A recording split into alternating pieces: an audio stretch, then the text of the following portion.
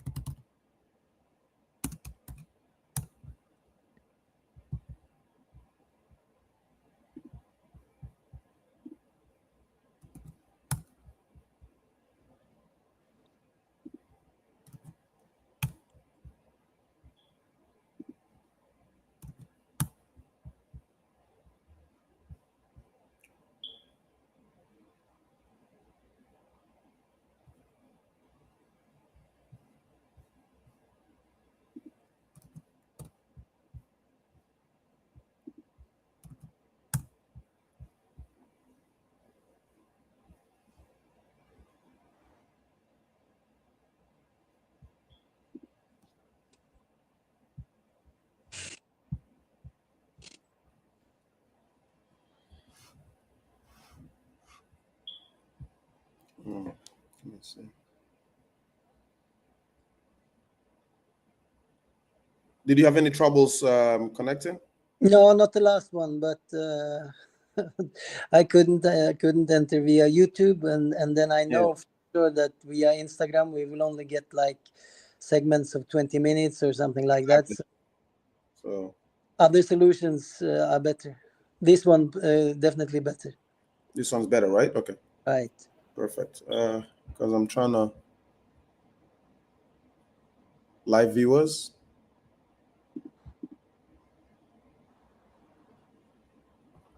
We've gotten an African start now. We're 10 minutes late. Exactly. So because I was actually trying to make sure we people don't struggle to get on the live, because I think the previous link that we shared was not really working, but maybe in 2 minutes we can start. I'm Okay. just trying to put the link out just in case for anyone that wants to hop on, they can easily just click on it. Yeah. Just a second.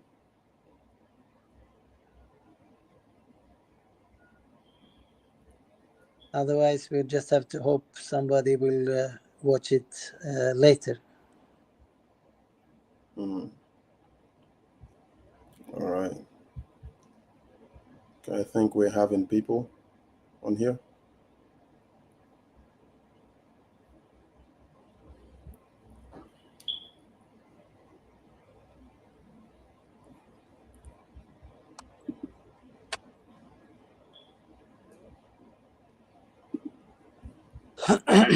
All right, Tor. I think we should just get to it and probably just have it recorded, and then we'll probably just maybe do. I will just re-edit it, have it Mhm. downloaded later, and then probably Okay. put it out Okay. there. Okay. Alrighty. So, Thera, first and foremost, thanks for hopping on. It's a pleasure having you over, and maybe just a brief introduction, welcoming everybody onto um, onto the onto the show. So first, I would like to say thanks to everyone that's hopped on um, as we dive into the deep roots of African football and its systems as well, its struggles, and its untapped potential. So, in the very first episode, we're joined by Thodesen, and this is someone that has seen it all, and from both ends of the football pyramid.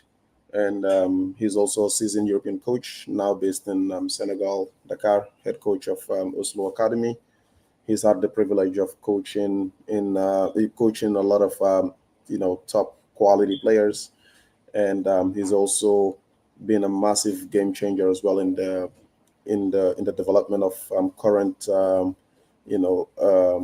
football academy, Oslo Academy in Senegal.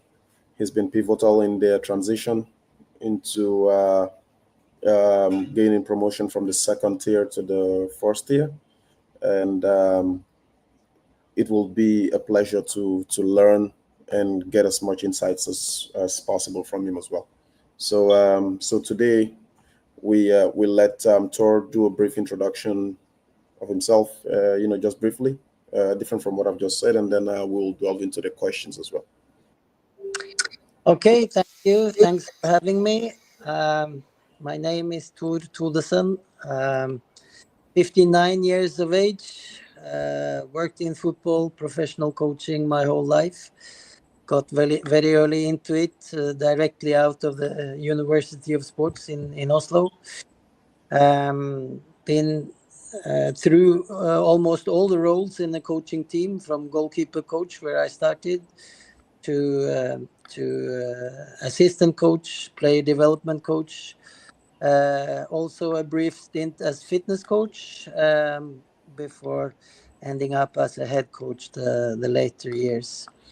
I have the UEFA Pro license, and I've been both in my countries, in Norway, and in neighboring country Finland, and also to Eastern Europe, to Estonia, and to the Middle East, in Abu Dhabi, 2 seasons in the Emirates, and now 3 years in Dakar. So happy to share my experience, but I'm far from fully educated in African football. But I have, of course, some viewpoints after 3 years in Dakar. Oh yeah, absolutely. That's top notch, Tor. I would disagree with the last point, that you still are not fully educated. As much as I would agree with that partially, I would still think experience definitely gives a massive edge as well. And I think you have a wealth of that, being around the world, whether it's Central Europe, Eastern Europe, and Asia, and then now Africa. Um, I just believe that everywhere in the world, the same everything is constant. The only thing that changes is the place, time, and the people. But I pretty much believe almost everything else is constant. So how you deal with the new people that you get to meet, obviously, whether it's from cultural differences, etc., and you know different other things, I think that's the only thing that changes. What I mean? So again, once again, it's definitely a pleasure to have you on board, and I would like to first and foremost ask a question that I think is very, very important. You've been in Africa, or you've lived in Africa at least for like 3 years now, if I'm not mistaken. And how have you found Africa aside from, apart from football? How have you found Africa to be to you, as far as um, a person from another part of the continent is concerned? Uh, well, first of all, I'd like to say that, like you said in your introduction, that football is the common thing that has brought me around, and I've found that football is football everywhere, and Mm, that's the international language that we speak when we work. And a good pass is a good pass wherever you are in the world, and a good tackle or a good dribble the same. mhm, So football has always made me feel home, and made it very easy to socialize with the people that I work with. mhm, When it comes to living in Africa, I'd only been a couple of times before. I'd been a couple of times to Nigeria for shorter stints, scouting, and also briefly training a team in Lagos, preparing a team in Lagos for a tournament, um, as more or less as a favor to the president of that club, a guy I know from a long time. So a little bit, had a little bit of experience. That I had been to Dakar back in 2006, also scouting. It was when I got to know the president that I've now been working for in Dakar. So we have a relationship going back to 2006. But to live there, of course, it's a very different experience. But I have to say, enjoyed it immensely. I love the daily life in Dakar. Of course, I know that I'm privileged. I have a president who take care of me and make sure that I have everything I need. And the same, I think we can say about our players. Of course, we know that that is not we are not able to offer the same to everyone, but at least as a professional player in Oslo, uh, you have the possibility to focus solely on the football, and that's our main object.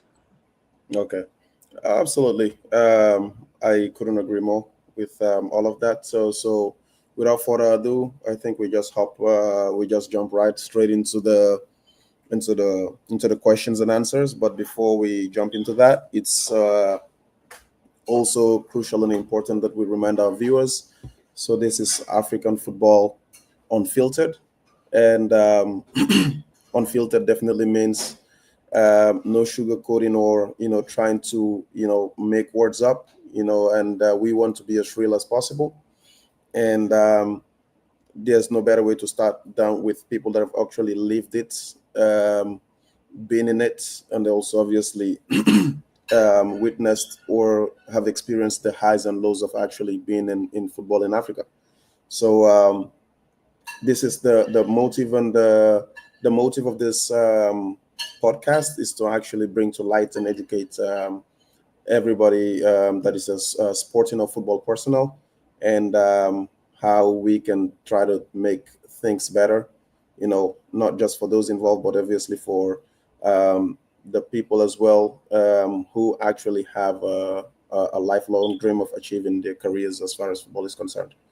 So Tor, with the first question is, I'd like to say, from your experience coaching and also leading clubs in Europe, what would you say are the core structural differences between African football systems and those in Europe? Yeah, well, to begin with, I want to emphasize what you just said, that or no, let's go to your question first. Structural differences. We cannot talk about it without touching the facts that the economy is different, and it makes for all. Uh, it's hard to get around when we talk about development in because football is a business. It is in Africa and it is in the rest of the world, but this business is not equal, and that makes it a little bit hard to answer a question like the one to compare. But that was what I was going to say, that we have to not to speak about all our experiences, and of course our experiences are our experiences, and we cannot change the past. But I'm intrigued by talking to you because I know you from before as a person who wants to look ahead, who, like you said, you want to speak about what can we do instead of what is impossible to do, because there is a lot of things that are still impossible to do, and the question of comparing the structures of clubs or the structural differences in Europe and Africa, but we have to keep a positive mindset. We have to search for the things that are possible to do, no matter where in the world you are. But the structural differences are definitely based a lot on economy. It comes to, for instance, the specialized coaching. I see that in Europe we tend more to have specialists in the coaching teams that are actually educated in that role or have a preference to stay in that role. Whereas in Senegal, where I have my experience, is that it's more of a hierarchy among the coaches, and it's like everybody is striving to eventually become the head coach, and that doesn't make always the best uh, that doesn't give us the best tools for education. We need specialists who are really good at what they do, either if it's a fitness coach or a player development coach or an assistant coach. And we need leadership of those coaching teams that makes it interesting to be a specialist. I cannot come there as a head coach and dictate what all coaches shall do in their job, but I have to expect that there is a reason why they have this role and that they have something to bring to the table. And at this moment, I cannot speak for a lot of other clubs either, but I see what I see. I think we are at the moment a little bit behind in that area. Okay. I think that's well explained, and I think it's more like a continental.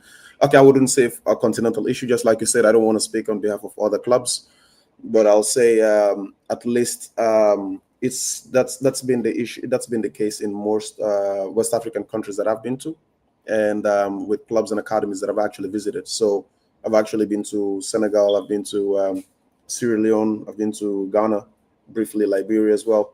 And so this is just the western part, and I'll say 9 times out of 10 it's almost the same thing. There's always like a hierarchical distortion as far as that's concerned, because I just feel like everybody that's actually involved or that is part of the organization either want to overstep boundaries or overdo, and this is where I would say like clashes come into play, because I would say everybody just forgets what their actual positions are. Just like you would say, a fitness coach would probably, maybe whether consciously or unconsciously probably like overstep sometimes. And as with every workplace, nobody wants to be told what they have to do by someone that's actually not an expert in their field. You know what I mean? So obviously, ego just comes into the situation as well. And I think this is something for club presidents and club leaders to take note of, because and this we can do in Africa, if you have a really good coach for the under 15 team or the under 17 team, that is probably because he is really good with that age group. And if he's really good with that age group, then motivate him and keep him working with the under 15 or the under 17 for as long as possible, because he's obviously doing a good job there, which means he's suited, he's fit to be exactly there, because he have his ways with that age group. And this is very common in Europe, that you can stay in the top club as the under 15 coach for 10 years or 5 years. Yeah, true. The players will come and go according to age, but you are an expert on the under 15s, and that's why you are there, because you are the best one to do exactly that.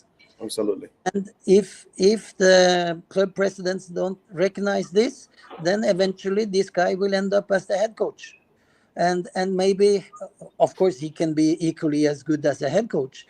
But if he has proven to be a really good under 15 coach, then it would suit that academy that he keeps coaching the under 15s. But then again, the club president have to acknowledge this and give him salary and give him recognition as a really, really good under 15 coach. So that's a question, a little bit of culture in my mind, and we can do better in Africa in that aspect. We Absolutely. can give better recognition to the really good coaches of the 13-year-olds and the 15-year-olds and the 17-year-olds, because these jobs are not the same. You have to have a finger feeling of that age group, and you have to know how to behave among them, how to earn the respect, how to educate them. You have to know something about that age group. Absolutely, I agree. Human development perspective, and also, of course, from a football technical perspective, tactical perspective, when is the right time to learn the difference between man marking and zonal defense? When are you supposed to know that in a football education? And as long as if we can't implement a football educational ladder inside our academy or our club, then it will all be up to slump what happens from year to year. And to have these systems, that's not a question about money. That's a question about taking football as a subject, taking it seriously, and and have the knowledge to know when is the right time to focus on the fitness, to focus on the speed. You have to know a human anatomy or physiology to know when is the right time to implement the different parts of training. Mhm. Oh, absolutely. I agree. And like you said, the statement, you have to treat football as a subject. I like to put in the statement, football is not something that you just do because you're passionate about. You have to actually treat it as a business would treat its its organization, its employees, etc. And there's a lot that's coming out of football. It's changed a lot. It's changed a lot. It's changed a lot of lives. It's given unlimited opportunities. It's impacted societies, and it's brought people together more. Like I would say, like it's a global village, right? So I would say it goes beyond just you being passionate about it, but obviously, again, like you said, the education part is super, super, super, super, super um, important. And Uh, this, I think, a lot of African clubs are taking very lightly. And there has to be like a massive change, and there has to be like um, again, for me, the only thing I feel that's actually keeping us back is the lack of football education and exactly what football means. mm. So I think, You and me, you and me, we are the minority because we are the yeah, professionals, but we live to work for the crowd, and they can have football as education, as entertainment, absolutely, but we have to treat it as something really different because uh, otherwise entertainment will not be what the masses expect, and that's our job. I agree. I agree 100%. So, like I said, this is where football education comes in. So, whether again, that's the main motive of the podcast, having people that can actually share their opinions, their experiences, and obviously give insights as well into what the game requires, what it entails, and what does it actually mean. Uh, So, and we talked about economy.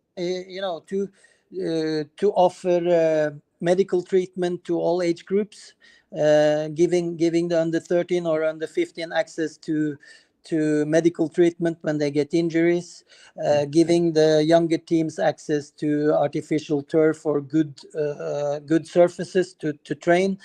That's a question about economy, and we cannot hide it's a fact.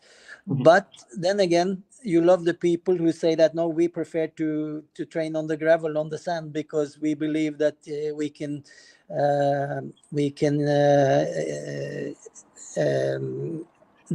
develop Sharpen their our techniques. technique Yeah, by playing on the beach.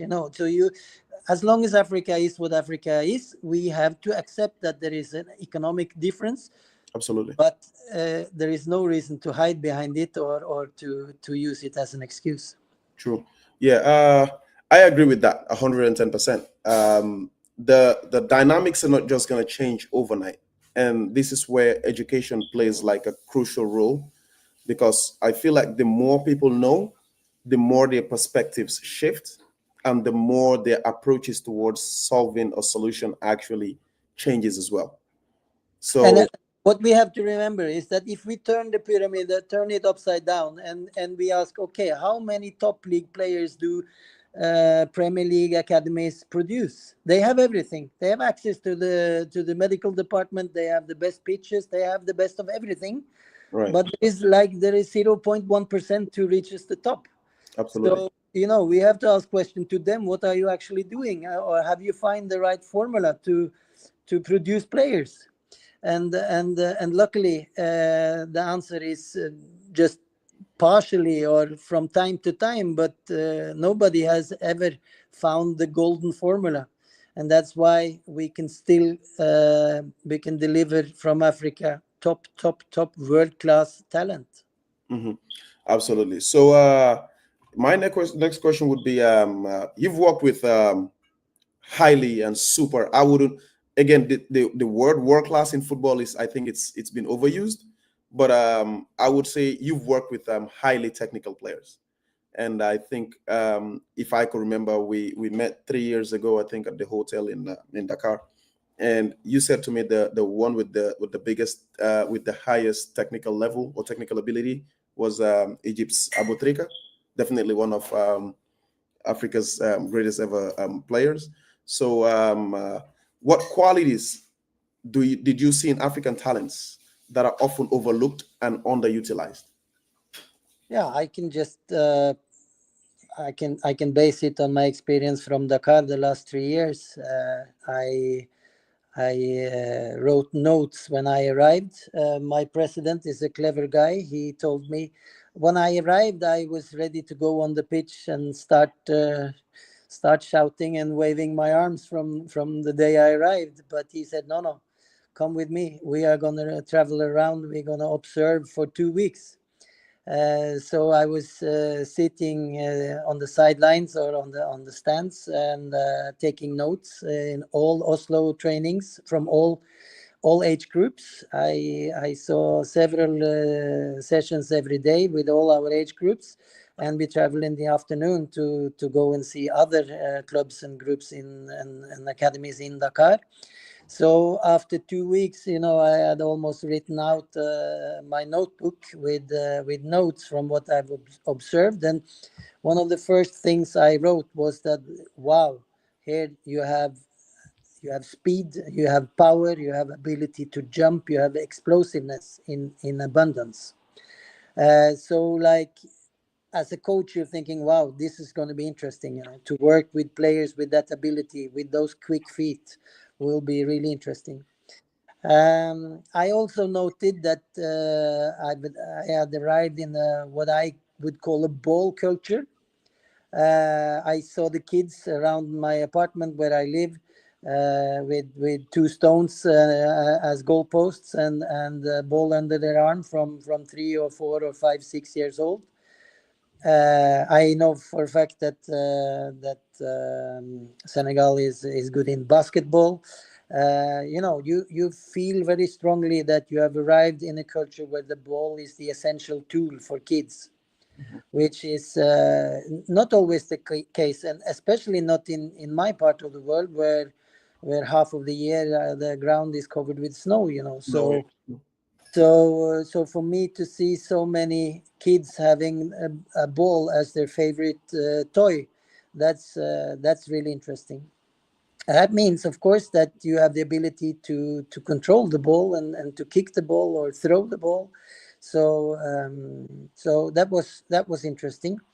I think also that unfortunately, it's not the case for everyone, but if we speak for the Oslo players, they have better nutrition than the European counterparts. As long as you have access to 3 meals a day and you eat what we eat, then you become more fit. We have better nutrition than most of the Western world because we don't have all these temptations with McDonald's and Burger King and all the sodas. And of course, you have them, but at least my players, they don't buy them. Mhm. So I think from both nutritional, from technical, from speed, strength, power, we are probably genetically ahead of other parts of the world. Absolutely. I think I agree. That's a proven fact. And I think that's exactly where most African players thrive, and especially the ones that actually end up making it at the very top level. Um, Obviously, they're technical players; they're good, but I would say their physical abilities supersedes their technical abilities, and again, all comes down to genetics, right? And so, if I was to say to you, based on your experience, obviously working in Europe, Asia, West Africa, how big is the gap as far as development is concerned between Western African players and their European counterparts? Like, how big would you estimate the gap to be? And that's the first question. The second question, if everything was leveled and the same, all the facilities and everything was made available to both the Africans and the European ones, the European guys, who has the higher probability of making it to the very top? This is this is extremely interesting, Yeah, and of course, I don't have any science to back my yeah, exactly. This my. just come off So of your it's experience and what you've seen. yeah, yeah. The first question is, at least for me, I would say impossible to answer, because football is so complex. There are so many things that comes into the ability of being an individual player, and Mhm. then to build those things into to being a team, which is what it's all about. Football is a team sport. So to answer, like to try to measure the gap, for me is impossible. It's too different. It's just too different. I would say there are two areas now that we in Africa have to make sure that we don't fall further back on. One is the mental side of the game, because there has been, well, for like, I would say maybe last 10 years only, there has been a really big shift in Europe, where now all coaching teams have a mental coach, and all coach education for leaders, for head coaches, our mental training is implemented. So it's gone from being something a little bit a curiosity Mhm. to something that is now implemented in all training plans. And I'm not talking about just having meetings with your players, but it's about teaching them techniques. It's about helping them manage their own situation, their own career in a very different way. And this, again, no reason why we shouldn't do exactly the same in Africa. And I have done it. I have done it now for 2 years, 2 seasons with my Oslo players. Mhm. I think they felt it quite strange in the beginning, and probably not used to a head coach asking questions. They're more used to being told. Mhm. And then, so when the coach asks you, well, what's your opinion? What's your experience? How do you feel about this? Then they tend to look on the floor. But that's, of course, things that can change over time. And if you keep practicing, if you keep asking the questions, eventually somebody will answer, and they will understand that it's not, nobody is trying to fool you, and there is no wrong answer. Just tell Right. me how you Absolutely. feel about this subject. And that I will definitely keep on doing with the Oslo players, because I see that we develop self confidence, and we develop players who search for solutions, who are genuinely interested in learning more about the game and finding out more about the game. And Mhm. they can find out things that I didn't know as well. So we are finding out things together. And as a coach, even an African coach, not a stupid white guy like me coming to talk a lot, but as an African coach, of course, you can do this with your players. You can investigate, or you can do research into your team with your players. And there is nothing, we have to move away from like that you are losing face by asking a question as a coach. There is no coach who knows everything. It doesn't work that way, in my opinion. Mhm. So we have to step down from our high horse as a coach, and start working together with our players. I feel I have to be honest. Maybe I'm wrong. Maybe some will get provoked by it.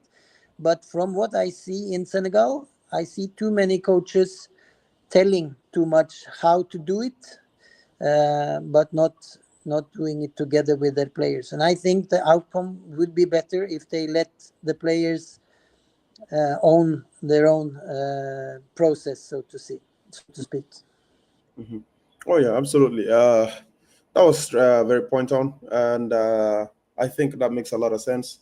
Just like you said, it's difficult to give like an accurate ruling on some questions, especially when it comes to football. It's very complex, and because it's limited as limited of resources as we have in Africa, we still have players that are actually able to be part of that 0.1% or 0.01% that goes on to still make it. So Exactly. I would say maybe chance or luck plays it plays its part sometimes, but I'm not like I'm not the person that actually would rely on luck for even more than 15%. Everything I believe comes down to hard work, and then you've been just real and true to yourself. Because if you're good enough with the right exposure and visibility, you'll definitely get noticed and you'll definitely get seen. This is just what my reality is. So I feel and think that in Africa, a lot of clubs should definitely make that a priority. Invest in what makes their players visible, Mm, and but most importantly, bringing in personnel that actually understands what they're doing and having the right and the proper structure.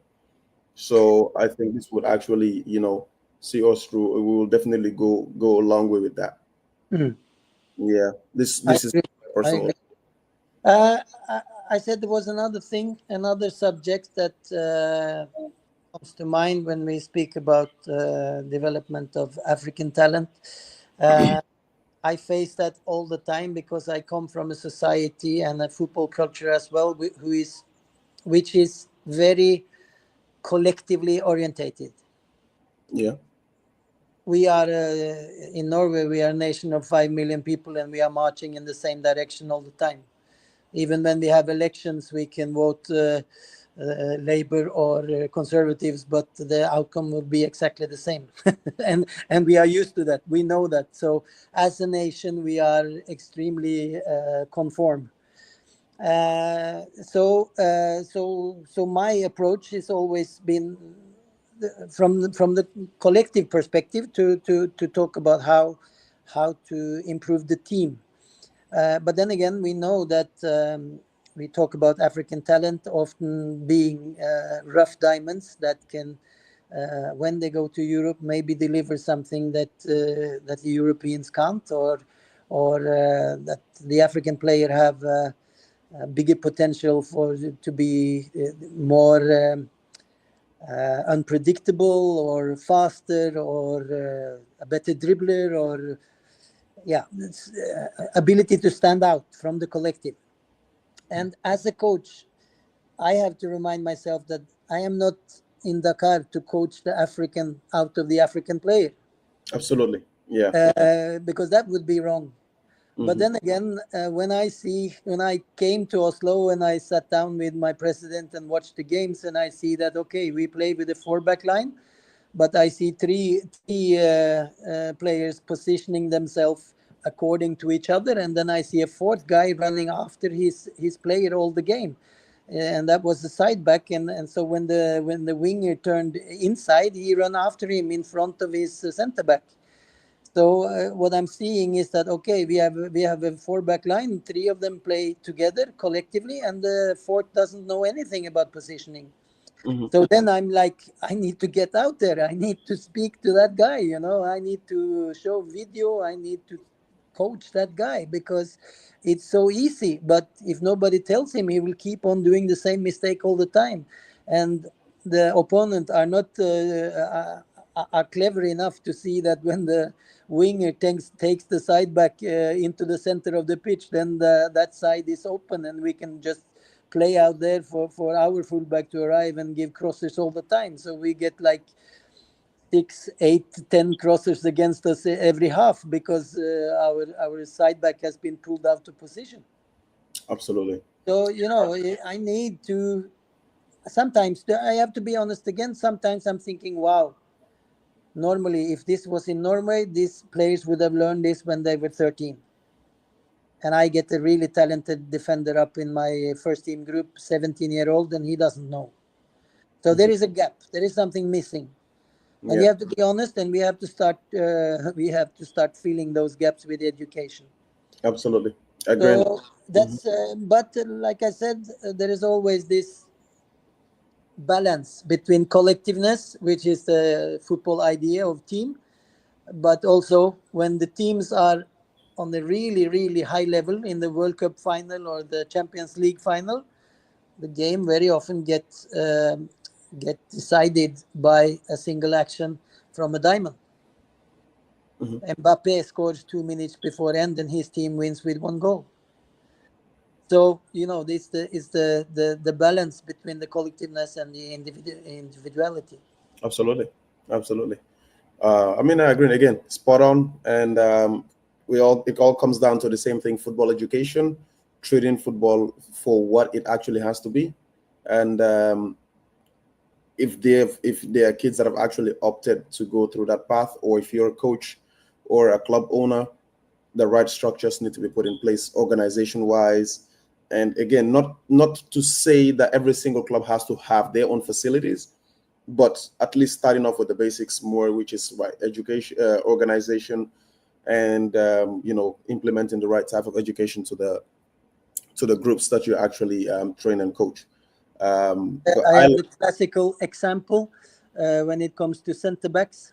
You see this big dominating guy who wins in the air, who throws himself to block shots, who is like always look like he don't have much time, but he always arrived this at the right second to do like the last ditch, last the ditch last tackle. Yeah. action to stop the goal. And we're thinking, wow, that's a great defender. He's like dominant. If he was positionally aware or astute, that situation would have definitely been avoided in the first place. And Yeah, I have a there he center goes. back in my team, and I tell him, wow, great game. You didn't have to tackle once. It's Exactly. fantastic. You spoke to the others, you move the line up and down, you did it, you give directions to the midfielders. You have an easy day at work, Easy and day at work. you kept Absolutely. 0 and no tackles. Fantastic game. But that's, if you see it only as a physical dimension, then this guy is not dominant. No, he's smart. He's not dominant, he's smart. Absolutely. I agree. All right. And so we move on to the next one that has to do with transfers from Africa. I want to believe that during your time as a sporting director, at least, or a scout, or you might have identified one or two players from Africa that you tried to bring in, and or you would obviously still be in the system. Transfers of in Africa seem to sometimes be a bit more chaotic, or should I say, unregulated. And so, what's really happening behind the scenes, and how can African clubs be more involved and benefit more? Yeah, it's a really troublesome area, and a lot to be said about, more than we can touch in this podcast, I think, and maybe we should have even more specialists in. We should have probably an agent in and a scout. Yeah. But From we've your all experience. heard a lot of stories. I've seen myself.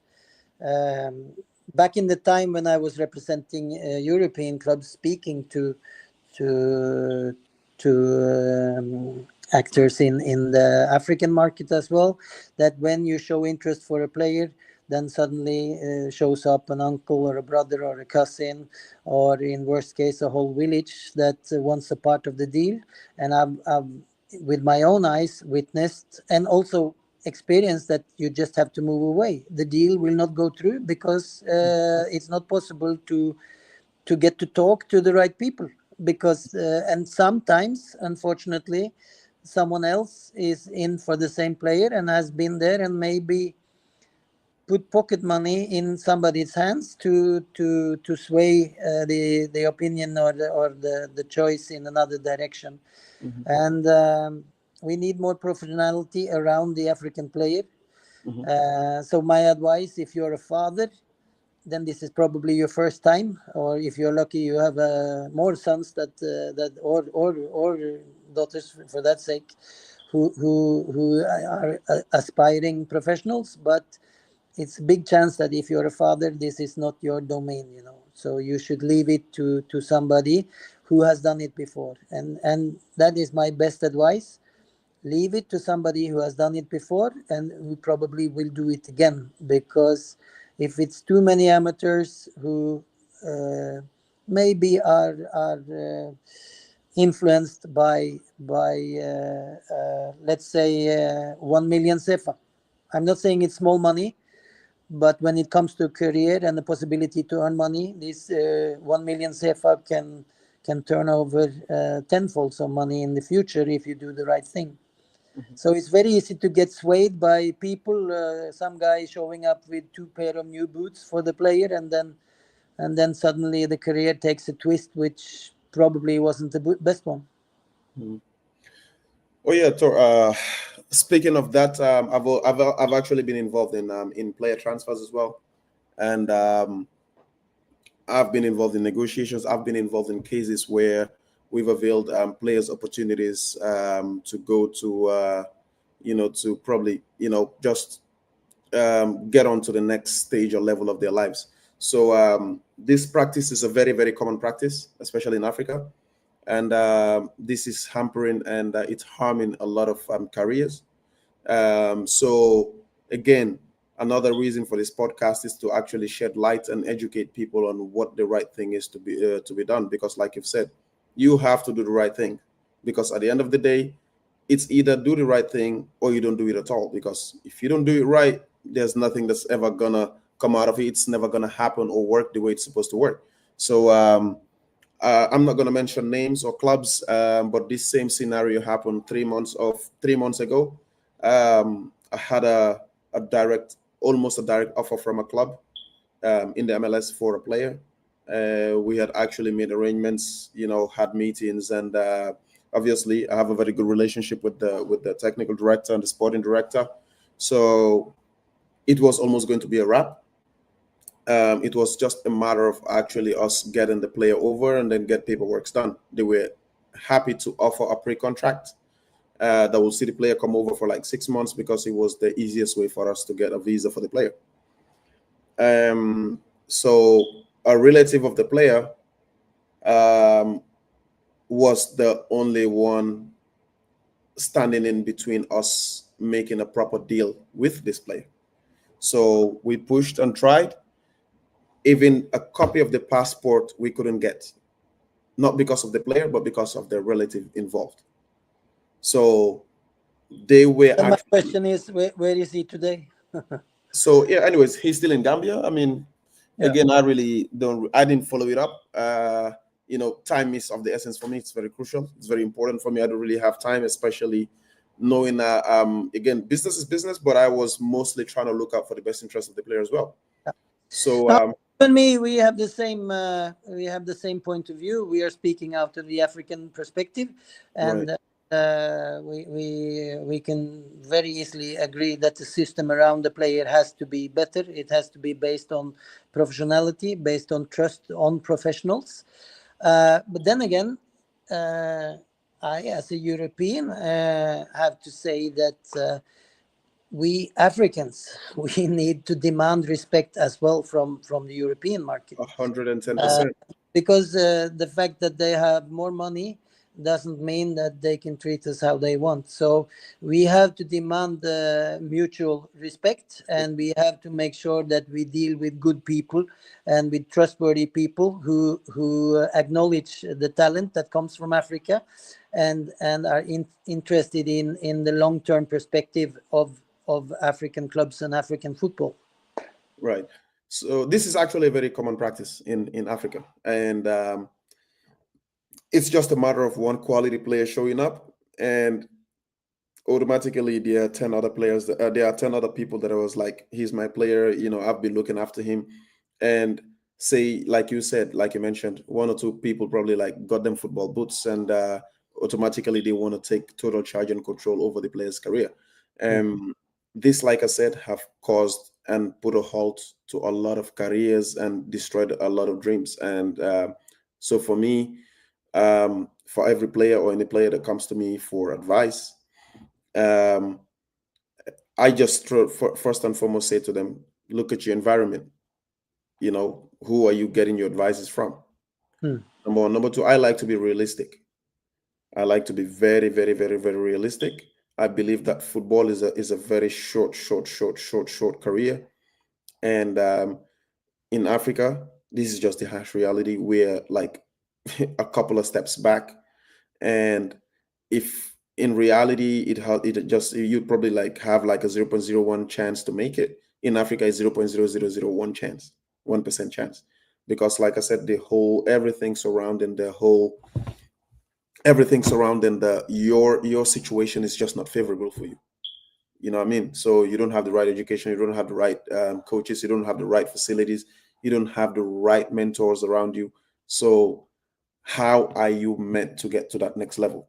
So the case of this player, a similar case happened just 4 days ago, where I'm actually in a position where I can get a player to a very good club out of Gambia. I don't want to mention the country before it sounds too obvious. Um, Out of Africa, get him to a very decent club in Asia that would give him a very good start point, as far as, because what you need to do as a player is constantly look at how much you can get upgraded. And your next upgrade, especially out of Africa, should always be to a club that would actually fill in those gaps that you've missed out on in your development, Mm. uh, during your development phases, because 90% of players that come out of Africa are coming out rough, and you need to refine these guys. So if your next step is you get into another place that's actually gonna like at least do 20%, refine you by 20%, I think it's a choice. So then you have somebody else came in and be like, I'm not satisfied with you taking this player to so and so country. We want to get him to this. I was like, listen, what you do with that player, that's your concern, that's your problem. He's not my player. I was just trying to help. And somebody told me about this kid. I had a chat with him once or twice. He looks a very nice, disciplined kid. I'm just trying to help. If he wants to take it, good luck. If he doesn't, then that's about it. So this person was speaking based off of his experience that is not even relating to football, Mm. right? And obviously, you can tell who understands and knows what they're doing versus who has no clue. Mm. So as soon as I knew he had no clue what he was talking about, I didn't even want to entertain the conversation, because it was not for me to waste my time. Right. I'm not gaining anything out of it. At the same time, I'm not losing anything. I was just trying to help. If you don't want my help, that's still fine. So 2 days later, my phone is blowing up. The kid, the guy, the parents. So I have no time to be involved and engaged in that, because Oh. apparently the person that's actually trying to help you make a decision has no clue. And this looks like it's going to be a problem for the future. Based on my experience, I don't have time for that. So it's a very common practice in Africa, and I feel and think that players have to actually own up to that, and be more educated, and then be very, very, very careful in whose hands or who they actually you know let manage their careers, or at least give them like the right type of advisors or professional advisors. And Africa is full of professional sporting advisors, football advisors. Everybody's a professional football advisor. Yeah. But that's the life as a coach. Also, the guy sitting So in it's, this, he they knows don't more so how it. that's why it's difficult for any one of them to grow, because nobody wants to believe they don't know it all. And like you started it out, you've been in this business for over 30 plus years, and you still know that you don't know it all. That's how it is. So pretty much this is another thing, and I feel like players in Africa definitely need to step up. They need to educate themselves, and I sometimes feel that it's actually deliberate, that they don't they don't let these people or these kids be as educated as they should be, because that way it's going to be easier for them to be controlled when they are like less informed. Mm. You know Mm. what I mean? So pretty much this is what I think. And but again, hopefully we'll get there, and then maybe as we go on, the podcast would actually unveil a lot of interesting points, a lot of educative points as well. And we'll definitely see how that goes in the coming episodes. And from there, we hopefully would urge, and we will anticipate more people joining, as the time goes on.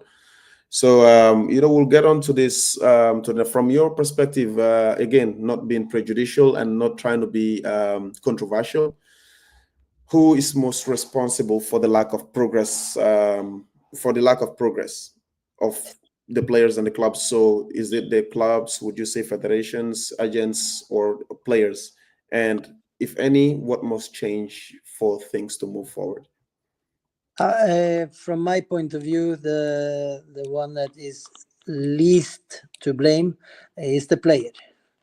The player have the talent and have the drive and the motivation, and for most of the time you meet, or in Oslo I only meet motivated, well-behaved players. So probably I'm lucky, and it's but it's not about luck. It's about the club philosophy and the club culture, which was established before I arrived. So I take no credit for that, but I know that I work in a well-organized system, which I'm happy for. And the players I meet, they are not to blame for this. But to be honest, I think in Senegal the players are better than the coaches. So I think that the coaching education, we need to step up. The coaches need to be more humble. More seeking answers instead of telling everybody how the world looks. We need more specialists. We need people who can handle different roles in a coaching team. Coaching team now is about too much work for one person and too much knowledge for one person. So we need specialists who take pride in their speciality. I come from Norway, as I said. Even we've produced our Haaland and our Ødegaard. I still feel that it's the opposite of Senegal. I think the coaching is ahead of the players. There are coming a lot of good players out of Norway, but also the revolution that's been within the elite clubs from when I started 30 years ago, being one or two or three professionals from a coaching point of view in each club. Now it's in the 30s in every club. And there are specialists working on the youth level and on the professional level, on the 19, the group behind the B team, the group behind the first team, and they all have systems and well educated people. So that is an area that Africa needs to step up, at least Senegal, and I probably think it's the same many other countries in Western Africa. Like we said, we touched when we spoke about transfers, find the people that are trustworthy and that have some kind of experience. So I agree with you. It's also, in a way, it has to start with the player. And you're saying the player need to make better choices and not accept or play into the hands of people that don't that are not capable of making the best decision on behalf of the player. That's a player responsibility when all comes to all, but the systems around can improve, and that's a responsibility for all of us. Oh yeah. Again, like I said, absolutely. Because people can't really act upon what they don't know, so they definitely have to be educated. So, like you said, I agree. Players are definitely the least people to be blamed when it comes to situations like that. And but would you say the clubs are federations are effectively doing their jobs from what you've experienced? Like I said, not trying to be controversial, but just from your own perspective as well. Yeah, there has to be my private personal opinion. I have big respect for Senegalese football. I come myself from a country who is now swimming around between 40 and 60 in the FIFA ranking, I think. Arriving in the country which is from 16 to 18 in the FIFA ranking, and number 2 in Africa. So I have to have the utmost respect for Senegalese national team football, and that's the responsibility of the federation. But then again, I think it's appropriate to ask questions that what is the federation doing for the clubs, which I know is zero, because we don't receive any money, any prize money from the last AFCON. We read about the bonuses that the executive committee and the people in the federation pull out when they win, but there is nothing for the clubs. And if Senegal, with the talent pool that is in Senegal, I think the federation should focus more on what we have locally and nationally than traveling to academies in France to see to scout for 17-year-olds for the national teams, because you could possibly take a taxi to a pitch in Dakar and you would see the same. Mm-hmm. So and Jamniadio is a fantastic stadium. We need a big stadium if we want to fulfill our dream of hosting the AFCON in the future. We need more stadiums. But Jamniadio is in a way it's maybe a little bit overdoing it when it comes to we're talking about more than 300,000 euro or something in that size. I can't stop wondering what that money, or just 10% of that money, could have done for more local pitches. Dakar is if you run a small football academy in Dakar, you have a big problem because you have nowhere to train. Absolutely. So and the stadiums that we play the professional leagues are 90% of them have surfaces that would be deemed unplayable in Europe. Because they are worn out. They should have been changed 10 years ago. They're totally worn out because we train on them 24/7. So there is a lot to do from the federation side when it comes to supporting the clubs, even with money. For the professional side of it, which is normal in all other countries. You sell the TV rights. And you divide the money between the clubs. I know there is no big TV rights in Senegal, but the clubs can make money in other countries, and they have to have some kind of support from the federation. Absolutely.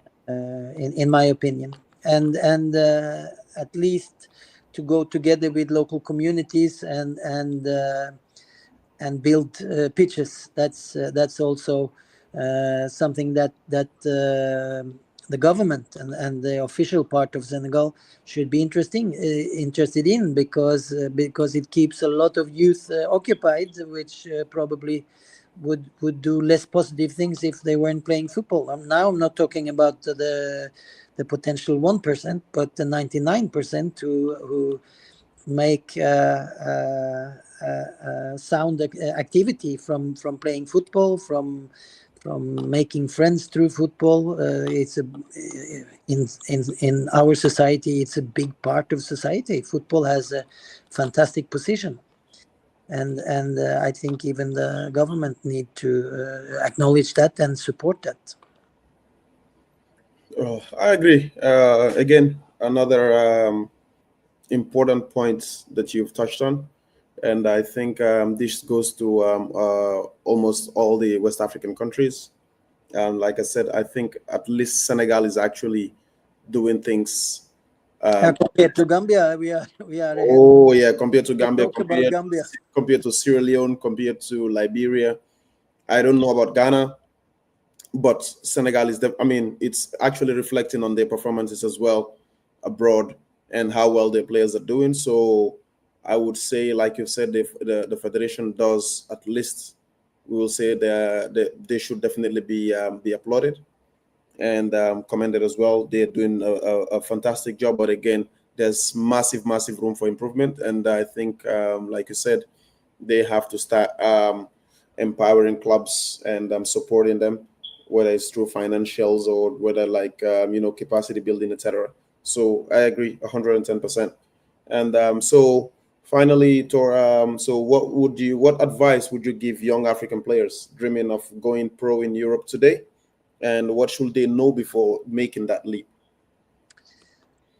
Well, what is fantastic is that almost everyone have a smartphone these days, or access to internet, or at least can get it enough to start educating themselves, start searching what is actually needed. and of course you will have coaches and others you can talk to, and you have to, as an African kid with the dream of becoming a footballer, you have to start with what can I actually do. And you cannot start with what is impossible to do, because then you will find a lot of obstacles, a lot of reasons not to do it.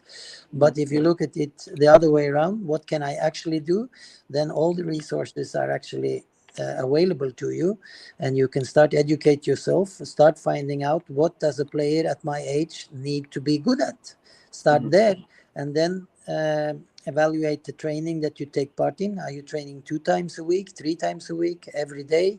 What is the club? What is the curriculum of the program of the club? What do they give you?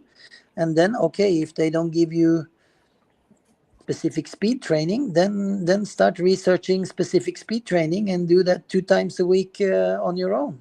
Or if it's strength, or if it's conditioning, or if it's tactical knowledge, then start researching for yourself, because the curriculum is available to you. It's just a matter of doing a quick search on internet, and you can read for hours and make up your own opinion, and discuss with others, and take responsibility for your own development. That is probably the most important sentence you can say to a young aspiring African footballer. Take responsibility for your own education, for your own development. Oh, well, again, I think simple, as you've said it. You have everything right on your fingertips. You just need to make sure. I don't think anybody will say they have problems with internet, at least not entirely. So definitely, you can always get everything or anything that you want right on your fingertips, and you just have to be dedicated to doing what you have to do to get better. Yeah. Yeah, and Get a lot of questions like this, but I cannot even answer all of them. So I just had to make a policy not to answer, because I get tenfolds every day in Instagram. They always start with hi. Hi, how are you? And I'm just not capable. I would sit on my phone through the whole day if I would have to do all this social chatting. But whenever I get a specific question, then the football brain starts working. So I just can't not answer. So it's like you have to come to the next level, that you're not interested in hi, how are you, but yeah, how do I build my stamina, and then exactly. be specific. Is it better to run 45 minutes at one pace along the beach, or should I run intervals? Then you will get an answer, because then you have a genuine question. But if Absolutely. you start with hi, then you lose me immediately. Oh yeah, And of course, of I don't course, of have the course. capacity. It's not Happens. It not that happens. I don't want. I get a lot of that as well. So it's difficult for me to even get a response to those type of messages. So so it doesn't really. So Tor, do you see more African players getting to Europe now more than ever, or is that going to be on the decline? Very difficult for me to answer. There will be, of course, statistics. I know Senegal have more than, according to Transfermarkt, Senegal have more than 700 players abroad at all times, professionally playing football abroad. Asia, Europe, North Africa. So there is a lot to try to estimate. Whether it will be less or more, I think is very difficult.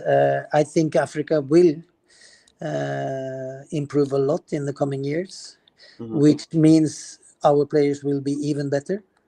That can maybe. I think Africa is closing the gap. The gap is not getting bigger. We are getting Okay. close. Okay. That's my impression. So if that is correct, then we will produce even better players, or more good players in the future, which then again can possibly lead to more transfers. But I'm very optimistic that African football will keep growing and getting better all the time.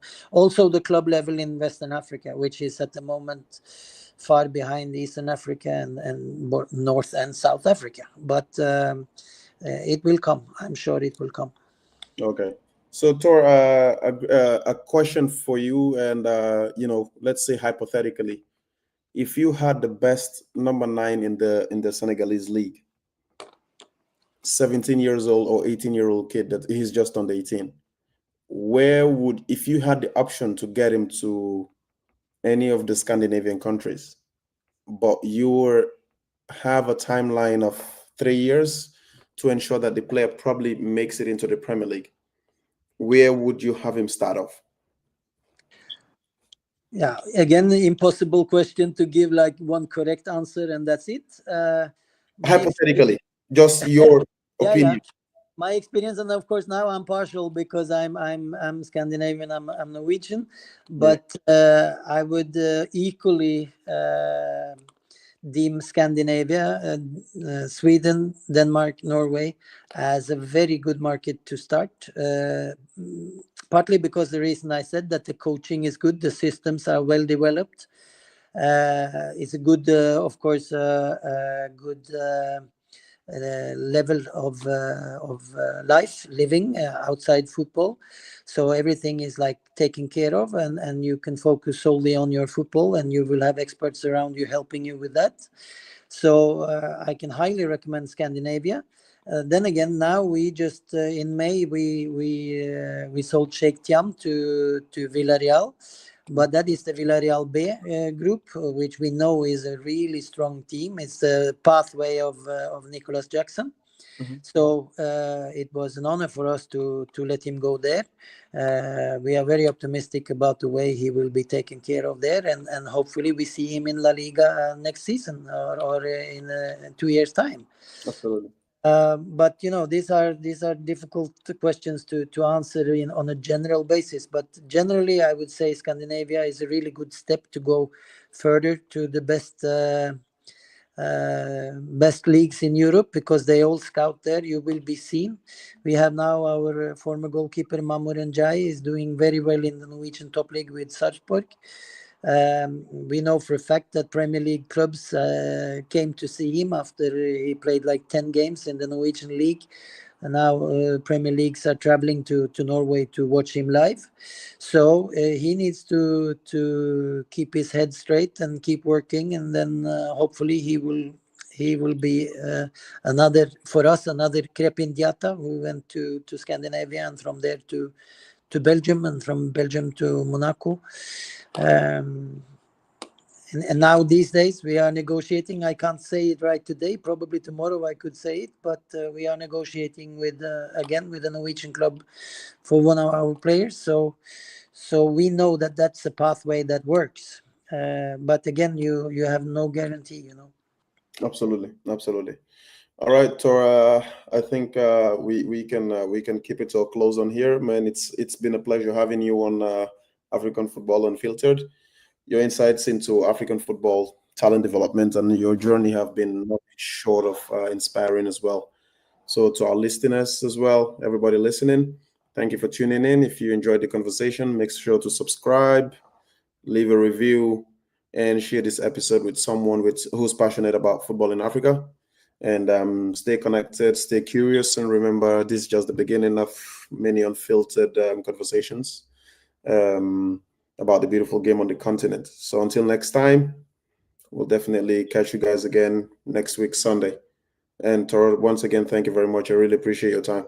Thank you. It was a pleasure. That was a pleasure. Cheers, mate.